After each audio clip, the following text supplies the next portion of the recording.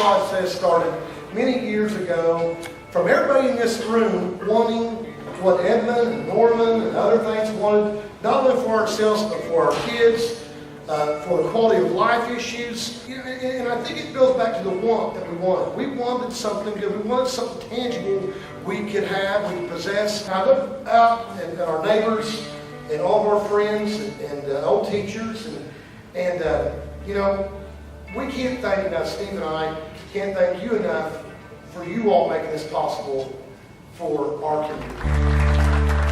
We had a bond vote January of 2013, and we're just finishing all of the projects that the citizens voted for, beginning with our remodel projects all the way through new construction of 2 buildings. It's groundbreaking, it's historical, it's the largest bond ever voted. It came with a bit of a tax increase, so it's an investment in kids. The citizens of El Reno spoke very loudly. That pass rate on the bond was like 76% or 77%. So it was a large majority of citizens in El Reno who said, you know, our kids are worth it. And so they invested not only a little bit, because it was a hefty price tag. You know, $45 million is a lot of money. And every school got something. We have remodeled Hillcrest, Rose Witcher. We remodeled Robler Middle School and the high school and the junior high. Everyone got something out of this bond, whether it was new paint and floor coverings, all the way through, you know, some major design improvements. Just the fact that we have a lot of new going on in El Reno. They take a great care of this building for me. They came in and put in new lights, just the room we're in right now, they completely redid. And so when you start to see that newness, it brings about a sense of pride. So it's brought new people to town. There's people that's becoming more aware of our program here. We run off of a waiting list right now. That's how many students that we have involved. Our virtual school went from 3 the first year to it's continually climbing. We'll probably have 20 kids in a blended virtual this year.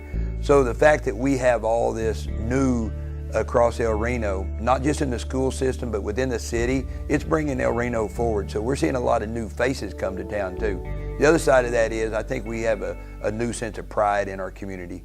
And I've been here since 1982. This is home to me now, and so we see a lot of great things from it.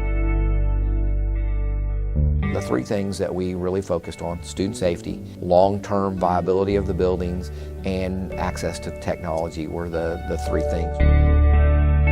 Every school now has a storm shelter that's underground except for Rose Witcher. Couldn't go underground at Rose Witcher with our 1st and 2nd graders because that building's in a 100-year floodplain. They're F5 rated, the same as our underground storm shelters. All of those storm shelters are open to the public. This last spring, citizens rest easier when those alarms and sirens went off. We open those storm shelters every time there's a warning that affects Canadian County. So if a storm is imminent, those storm shelters are open.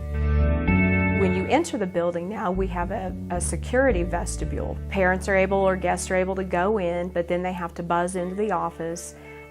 They've got a button in the office that lets them in and lets them talk to them. So no one's able to enter our building without buzzing in and checking into the office. And so that's a really nice feature. The first thing that the bond included was taking off 2 of our elementary schools. So we took Webster and we took Lincoln, and we grade shifted. Lincoln is a standalone 3rd and 4th grade up on 27th Street in an incredible new building designed by PBK and built by CMS Willowbrook. The STEM Center is also a new building that we built, and it's the Jeff Mills STEM Center, and it's over on Rock Island. An incredible design that was designed mostly through what high school students recommended and said that they wanted. On average in Oklahoma, a school district only gets a new building about once every 45 years. And we had the opportunity to add 2 new buildings, and we want them to be 100-year buildings. It's an exciting time. We fully integrated the freshmen into the high school. They were kind of back and forth. They were housed at the junior high, but they were high school kids, so it was kind of a mixture, and now they're fully high school students. We are fully a 9 through 12 campus. That being said, we have about 850 students on this campus now, which is as large as El Reno High School has ever been. We have 230 in the sophomore class, which is the largest class that El Reno High School's ever had. So we're growing, we're expanding, we have a new building. We've added new teachers that have come from the junior high to accommodate the freshmen that have moved up. So it's just a lot of changes. For some, it's kind of overwhelming at first, doing so many different things, but ultimately in the end, it's going to be really neat.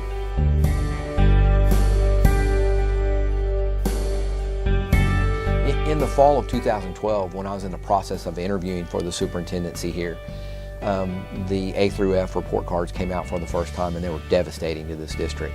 At that time, we came out with the only F school in Canadian County. Devastating. And so job one for us was to find out why. And it was an easy find. We had to shift our thinking. We had to turn some things around quickly in the area of early literacy. The first thing we had to do was take ownership of our inability to get kids to achieve. We failed. And the first thing we had to do was admit that what we were doing was not working. And so beginning in January of 2013, that was job one.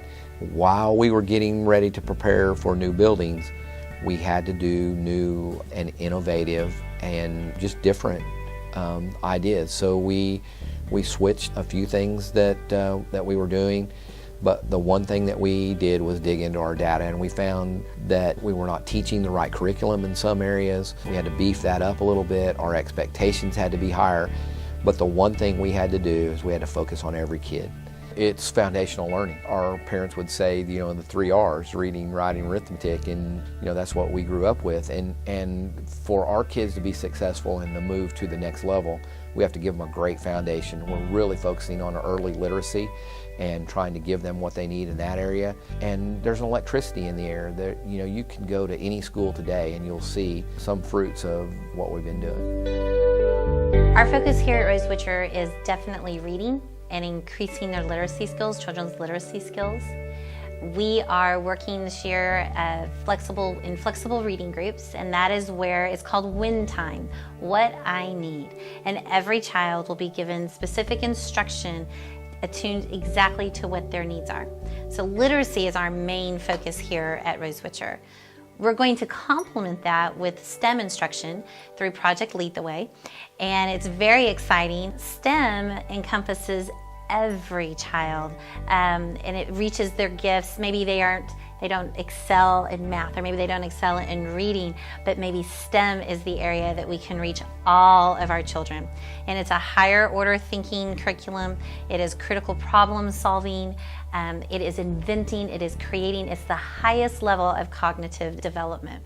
So our strong literacy focus with STEM is going to create amazing students.